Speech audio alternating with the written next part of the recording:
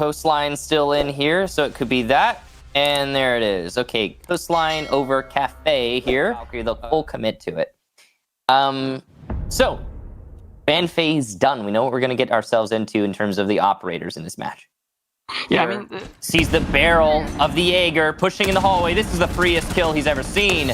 He'll get one and the second. That's his third for the round. Bosco, the last one alive, will have to ace. But very close to a kill and not getting it. Unfortunate, but it's a flawless round for eUnited to start this match off.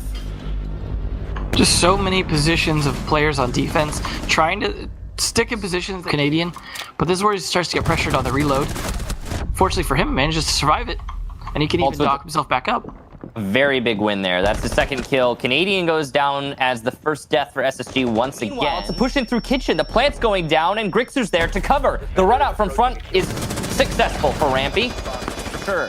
Grixer needs to full commit to one of these angles, and he will, but he'll lose the fight to Bosco, leaving just Callout in a 1v3. He gets 2 big kills, and now he can reposition. Thinking Nade on full HP, and he's got enough time to make this fight happen. It all comes down to the pre-aim, and there it is. Thinking Nade clutching up big for SSG, and he will have time to disable that diffuser. Overall, that was still a pretty decent round for Callout in terms of being able to get in, get that plant down, and then get downs in the process. I mean, that for statistically... and eUnited will point their guns in the right direction, but they'll lose the fight to Thinking Nade, who gets refragged by Alfalma. Alfalma knows this. He's holding the angle, and he wins another big fight. That's huge. He just single-handedly shut down the flank from Alfalma, regardless of if his team loses or not. Canadian will get Forrest. Call out from above onto Bosco. It's a constant back and forth. Now, there's still a smoke in play, possibly a C4. The drop from Alfalma is caught.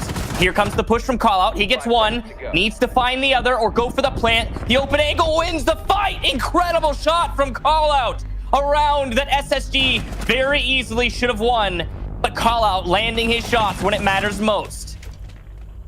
I feel like to be able to fight the default plant spot. So, nice kill by Bosco, though, speaking of him. He's actually not going to be on the smoke for once, giving that over to Fultz. And then Fofosan take it down 2 onto Bosco and Canadian. Good for EU. Flank watch is in hand for eUnited as they get Rampy. Is now passed. Thinking Nade with the run out. Now Falma shuts him down. eUnited. Great control there. And good execution into Aqua. Well, overall, eUnited looked very good on this map. That was a much better round. SSG, though. Ooh, that phone call will give away Bosco, and he doesn't make it out alive. Alfalma shutting him down. Forrest in and ready to plant, but there's Canadian stepping up in the site. The entry from service is going to work out for Alfalma as he gets his 3rd kill. Forrest shut down Canadian earlier, too, so it's just Rampy. Rampy, though, if there's ever anyone you want it to be, it's Rampy. But he won't get any. And Alfalma, what a round. I believe a 4K there. eUnited will take yet another attack on Coastline. It's funny, too, because Alfalma last playdate for an eUnited up blue stairs, and here come the kills for SSG. Call up response, but there goes Grixer on the stairs, thinking a big position by Vase, and he manages to shut that down with his teammates.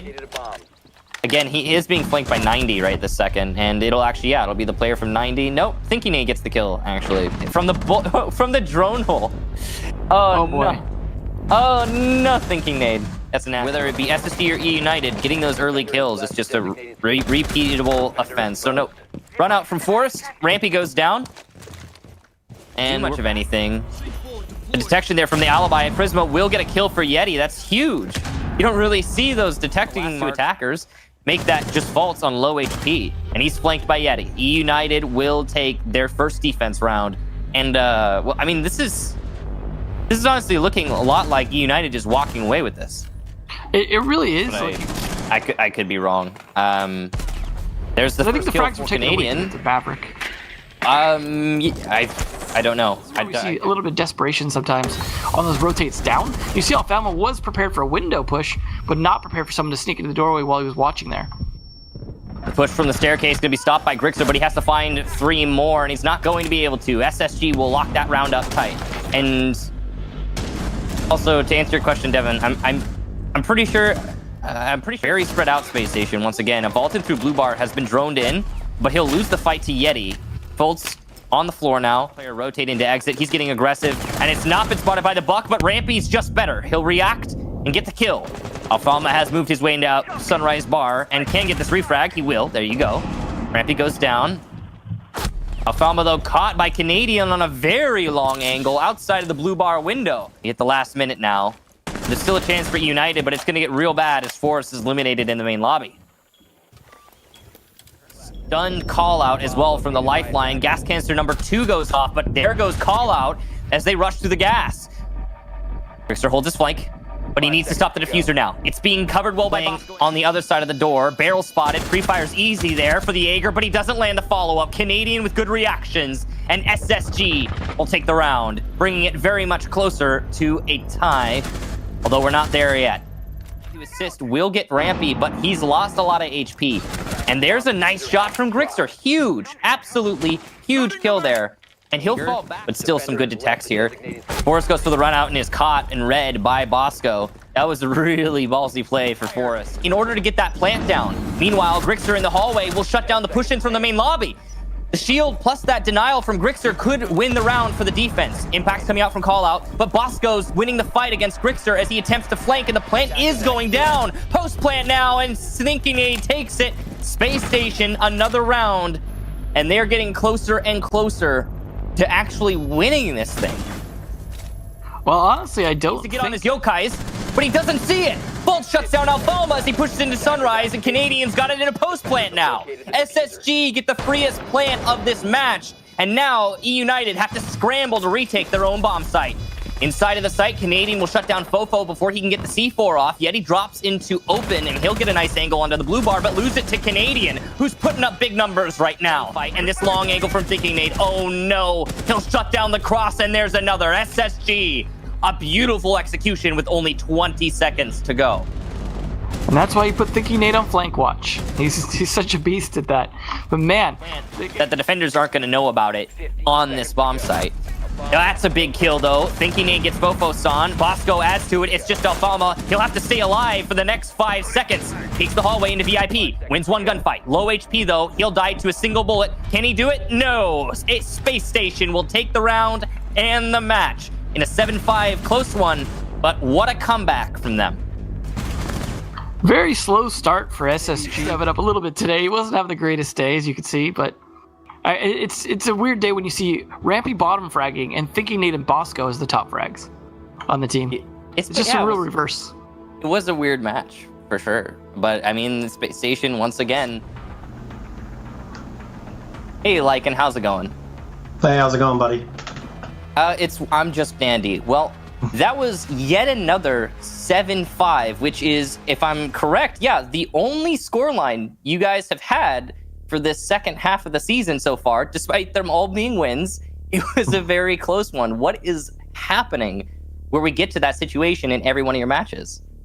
I'm okay with people memeing us for 7-5s over people memeing us for ties, so I'll take it. That's a really good point. It's definitely going to get you a much better result. So speaking of a much better result, you guys right now, after TSM's loss to Reciprocity in the last playday, are actually starting to close in on that first place. Is that something that you guys are consciously gunning for, or is it just we happen to find ourselves here? No, I mean, really, we're just kind of like focusing on ourselves. With them losing, obviously, that's like what if? Like, let's do the math, you know? But I want to be honest, like a lot of like my family members and stuff have talked about us getting first, but I don't think that TSM will lose that many games. Like, I think we're just too far behind personally. But it would be really cool, obviously, to take the top spot, and we're going to just try to keep winning, and whatever happens, happens. A healthy way to look at it. So yeah. I had messaged you, and I didn't get the follow-up, but may as well use this as an opportunity. The exact setup that I wanted to ask about was that one over by the double bar, Sunrise and blue bar, because we see you guys pull the same setup pretty much every time, where the mirror will go unbanned, and the mirror locations are dynamic, can be moved, but the key thing is the way that the top floor is set up with all those open angles upstairs. So what I was wondering was, who started that, and why are we seeing it be prevalent in many other teams in North America apart from just you guys? If I remember right, it was I think it was the old Nobles team that started it. like a long time ago. That's ages ago, yeah. We used it basically. We actually used it basically because of this team, because Yeti used to have teams who would isolate take hookah, and then they would just straight buck down for hookah and go for red bar takes. And it was too hard to like try to retake into hookah if you didn't initially have it. So that's the kind of setup that was designed to beat, like Yeti's old buck play on that particular site. I don't know necessarily if, like, obviously they were doing different stuff today, so it didn't really work as well, but it was like an old noble strat. Yeah, they had a really specific counter to that setup, and it was working pretty well. So, well, it's been a really good season, or really good second half for you guys. My question is, and I know the memes aside,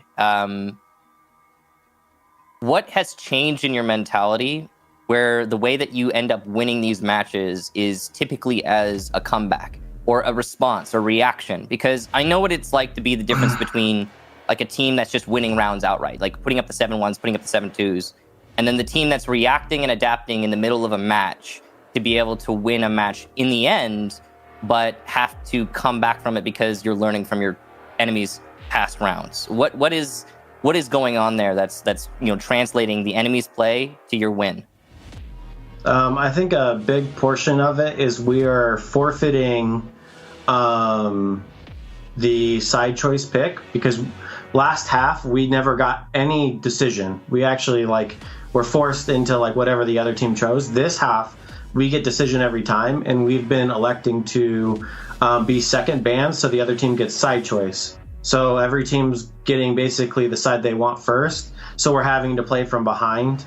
But yeah, we've always been an adapting team, but I think that's the big reason why you see us fall behind early, is because the team, if they prepared right for a map and they can guess 2 or 3 of the maps that we'll go to, they know that they're getting their side preference first. So that's probably why. Well, that is very enlightening. Thank you, Lycan. Is there anything you want to say to everyone watching before we end the interview? Same thing I always say. Thank you, everyone, for watching. I appreciate it. Whatever team you follow, thanks for being here and supporting Pro League, especially North America. Yay. Other than that, make sure you guys are staying safe, stay inside, be healthy. Thank you very much, everyone. Stay safe too, Lycan. Bye-bye. Thank you.